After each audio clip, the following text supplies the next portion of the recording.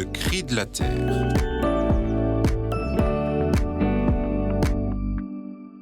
Pour passer le week-end de l'Ascension en Normandie, j'ai pris le train jusqu'à Caen, puis j'ai loué une Zoé et j'ai eu envie de saisir cette occasion de vous parler de la voiture électrique. Alors je vais mettre les pieds dans le plat tout de suite. La voiture électrique, est-ce que c'est vraiment écologique ? La réponse est oui, mais. Oui, la voiture électrique est beaucoup plus écologique qu'une voiture essence ou diesel. Sur tout son cycle de vie, y compris sa fabrication, elle a un bilan carbone environ 3 fois moins élevé. Sa fabrication émet des gaz à effet de serre, mais une fois en circulation, son impact est tellement faible qu'elle rattrape et dépasse rapidement sa concurrente thermique. Elle est aussi bien meilleure pour la qualité de l'air et pour le bruit, qui sont deux gros enjeux de santé publique. Au total, elle sort grande gagnante quand on compare son impact environnemental avec celui d'une voiture thermique.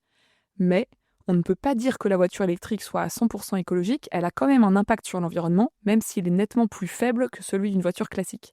Pour cette raison, on a besoin de transformer nos habitudes de mobilité en prenant beaucoup moins la voiture et en se déplaçant beaucoup plus à pied, à vélo ou en transport en commun pour les distances courtes et en train pour les distances plus longues.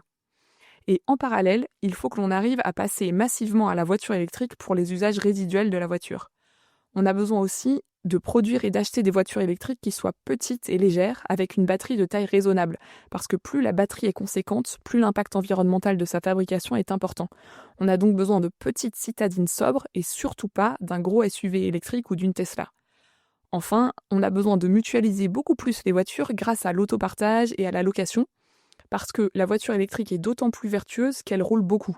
L'idéal, si on n'a pas besoin de la voiture tous les jours, est de la louer quand on en a besoin, en passant par un système d'autopartage ou par des plateformes de location entre particuliers qui coûtent moins cher, comme Getaround par exemple.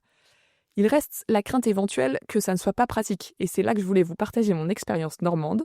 La recharge de la voiture a été très facile grâce à une borne publique qui venait justement d'être installée dans le village où on logeait. Et si besoin, on peut aussi recharger la nuit sur une prise domestique. En plus, la conduite est très souple et silencieuse, c'est vraiment agréable. Et tout ça pour un coût total qui a été très raisonnable grâce au train Paris-Caen qui n'était pas très cher. Bref, je recommande l'expérience.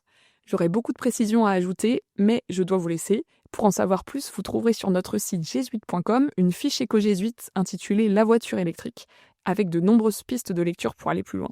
Sur ce, je vous dis à très bientôt.